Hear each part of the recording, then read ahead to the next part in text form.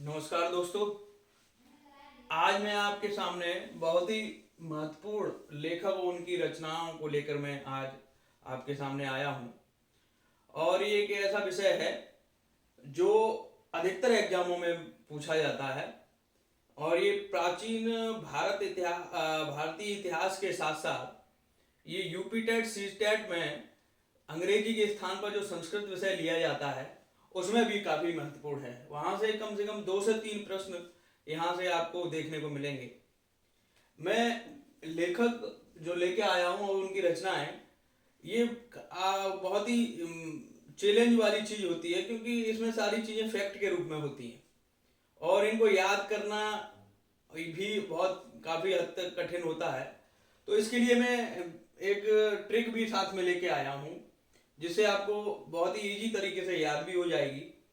साथ ही इसमें जो रचनाएं पूछी जाती हैं, रचनाओं के पीछे उसमें क्या क्या ऐसी बातें हैं जो एग्जाम के पॉइंट ऑफ व्यू से पूछा जाता है और जिसकी जानकारी होनी भी चाहिए। और इसलिए जो है ये काफ़ी महत्वपूर्ण टॉपिक है और आशा करता हूँ आपको भी काफ़ी अच्छा लगेगा। देखिए, पहले जो लेखक हैं वो कालिदास हैं। कालिदास जो है काफ़ी महान कवि और नाटककार हैं संस्कृत के।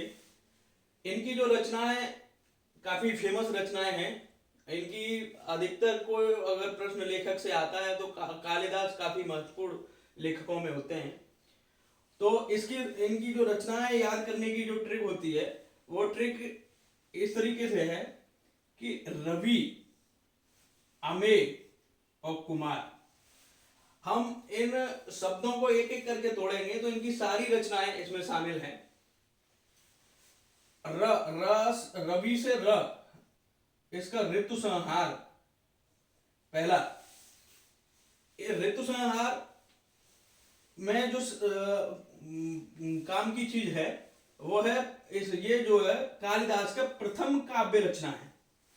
कालिदास की प्रथम काव्य रचना है। इसमें ग्रीष्म से लेके वसंत तक सभी 6 ऋतुओं का प्रकृति चित्रण इसमें किया गया है। इसमें प्रश्न कैसे बन सकता है? इसमें प्रश्न ऐसे बन सकता है, मान लीजिए उसने ये पूछ लिया ऋतु संहार के रचयिता कौन है, ये कौन रचनाकार है। एक तो प्रश्न ये बन गया। दूसरा प्रश्न ये बन सकता है ऋतु संहार जो कालिदास के द्वारा रचित है उसमें किस बात का उल्लेख किया गया है। तो इस बात को आप जानकारी आपको रहेगी कि किस बात को इसमें कहा गया है कि 6 ऋतुओं का इसमें प्रकृति चित्रण किया गया है। तो आप बहुत ही आसान तरीके से इसका जवाब दे देंगे। इसी तरीके से वी से विक्रमो वर्षीयम, ये एक नाटक है। इसमें राजा पुरुरवा और उर्वशी के प्रेम विवाह की इसमें कहानी बताई गई है। अ से अभिज्ञान शाकुंतलम, जो रवि अमेय कुमार है, अमेय का तो अभिज्ञान शाकुंतलम, इसमें काफी फेमस कहानी है, अधिकतर लोग इसको जानते हैं। राजा दुष्यंत और शकुंतला, इसमें की कहानी, दोनों की कहानी बताई गई है। अभिज्ञान शाकुंतलम एक ऐसा ग्रंथ है जो अधिकतर विदेशी भाषाओं में भी लिखा गया है। उसी क्रम में मे से मेघदूत में यक्ष द्वारा प्रेमिका तक संदेश पहुंचाने के लिए मेघों को दूत बनाया गया, इस बात का इसमें वर्णन किया गया है। को से कुमार संभवम, इसमें शिव पार्वती के जो पुत्र हैं कार्तिकेय, जिन्हें कुमार भी कहा गया है, उस पर ये महाकाव्य है। इसी क्रम में मां से मालविका अग्निमित्रम, मालविका तथा राजा अग्निमित्र, इसमें भी एक प्रेम विवाह का वर्णन किया गया है। मालविका और राजा अग्निमित्र की प्रेम विवाह की कहानी। ये जो एक विशेष बात इसमें ये भी है कि ये कालिदास की प्रथम नाटक कृति है। एक एक ध्यान देने वाली बात है, एक ऋतु संहार जो है प्रथम काव्य रचना है, और जो मालविका अग्निमित्रम है वो प्रथम नाटक कृति है। दोनों में अंतर है। काव्य रचना अगर पूछता है प्रथम, वो ऋतु संहार है, और प्रथम नाटक कृति पूछता है कालिदास की, तो मालविका अग्निमित्रम है। अच्छा, अब रघुवंशम। रघुवंशम राजा रघु के कुल 29 राजाओं का वर्णन इसमें किया गया है, जिसमें राजा रामचंद्र भी शामिल हैं।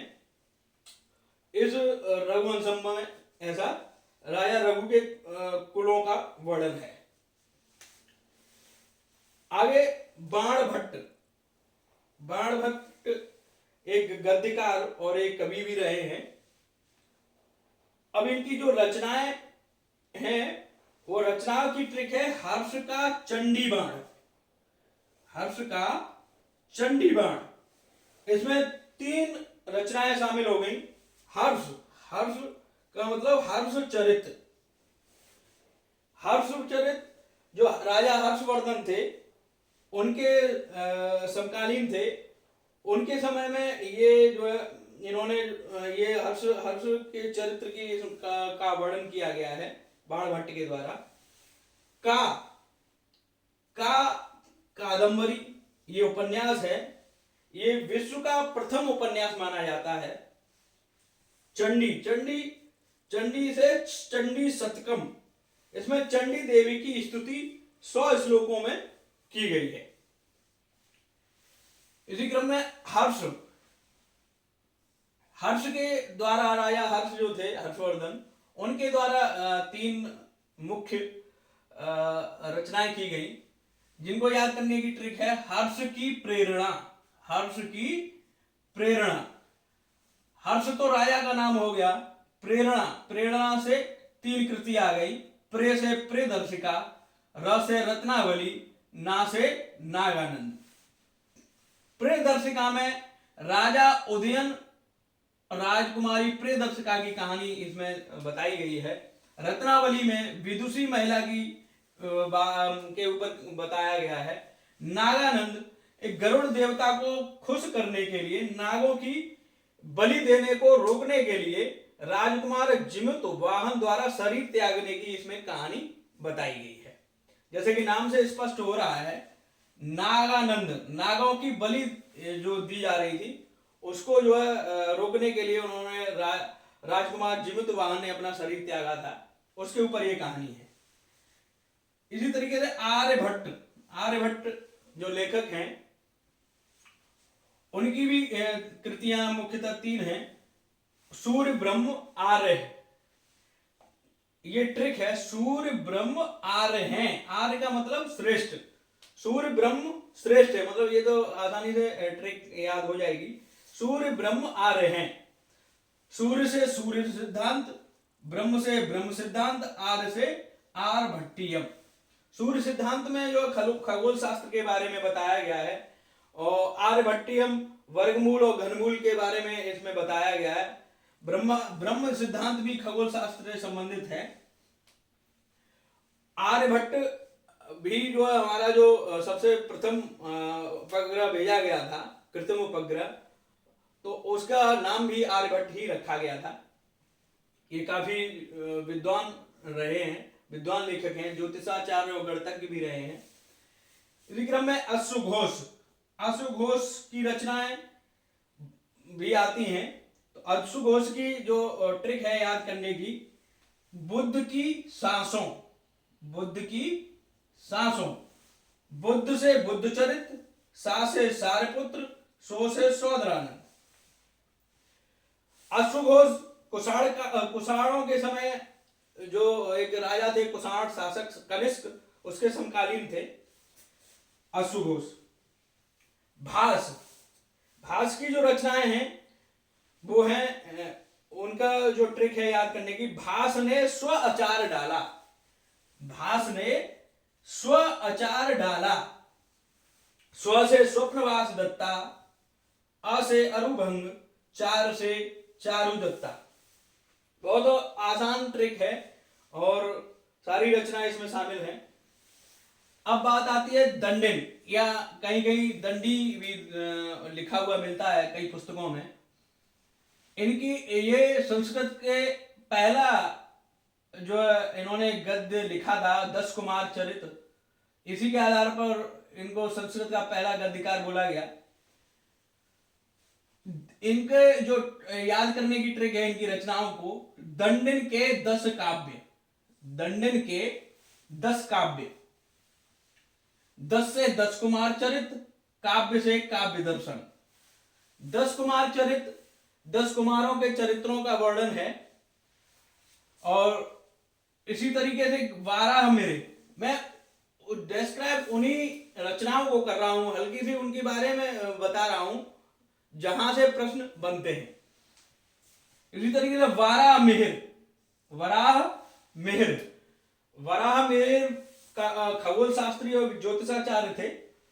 उन्होंने जो है वराह के बृहत पंच, वराह के बृहत पंच, बृहत से बृहत संहिता, पंच से पंच सिद्धांतिका। बृहत संहिता में मानव रुचि के विविध विषय जैसे खगोल, वर्षा, वास्तुशास्त्र इत्यादि के बारे में इसमें वर्णन किया गया है। पंच सिद्धांतिका भी खगोल शास्त्र का वर्णन करती है। इसी क्रम में कुछ छोटे एक एक लाइन में जो रचनाएं हैं जो मुख्यतः पूछी जाती हैं, रचनाएं तो काफी इन्होंने और भी की हैं, लेकिन मुख्यतः जो पूछी जाती हैं वो विष्णु शर्मा की पंचतंत्र की कहानियां पूछी जाती हैं। वात्सायन का कामसूत्र पूछा जाता है। चरक ने चरक संहिता लिखी, रचना की, यह चिकित्सा शास्त्र से संबंधित थी। चरक जो है कुषाण राज्य के राज्य वैद्य थे। पाणिनि ने अष्टाध्यायी लिखी जो संस्कृत व्याकरण के रूप में मानी जाती है, बहुत ही उपयोगी है। इसमें 8 अध्याय हैं, इसलिए इसको अष्टाध्यायी बोला। कल्लड़ राज तरंगिणी, इन्होंने जो रचना की वो राज तरंगिणी की थी। इसमें प्रश्न पूछ लिया जाता है, राज सीधे सीधे भी पूछ सकता है कि कल्लड़ ने निम्नलिखित में से किसकी रचना की। 4 ऑप्शन दिए होंगे, उसमें एक राज तरंगिणी होगा, तो राज तरंगिणी टिक हो जाएगा। अगर इसमें पूछ लिया जाता है राज तरंगिणी में किसका उल्लेख किया गया है, तो उसमें बहुत सारे ऑप्शन रहेंगे। पंजाब का इतिहास लिखा है, कश्मीर का इतिहास लिखा है, उत्तर भारत के राज्यों का इतिहास लिखा है, या दक्षिण भारत के राज्यों का इतिहास लिखा है, तो उसमें कश्मीर का इतिहास सही होगा। इसी तरीके से शूद्रक, शूद्रक के मृक्ष कटिकम, मृक्ष कटिकम का शाब्दिक अर्थ जो होता है मिट्टी का खिलौना या मिट्टी की गाड़ी। इसमें चारुदत्त और वसंत सेना के प्रेम प्रसंग के बारे में इसमें कहानी बताई गई है।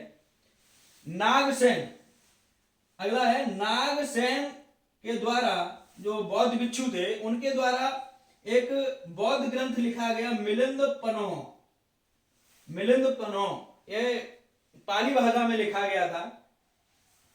नागसेन और मिलिंद के बीच में वार्तालाप का इसमें वर्णन है। विज्ञानेश्वर मिताक्षरा, विज्ञानेश्वर ने मिताक्षरा की रचना की। इसमें जन्म से जो जन्म के बाद जो जिस जाति में पैदा होता है या जन्म के बाद जो उत्तराधिकार मिलता है उसके बारे में इसमें बताया गया है।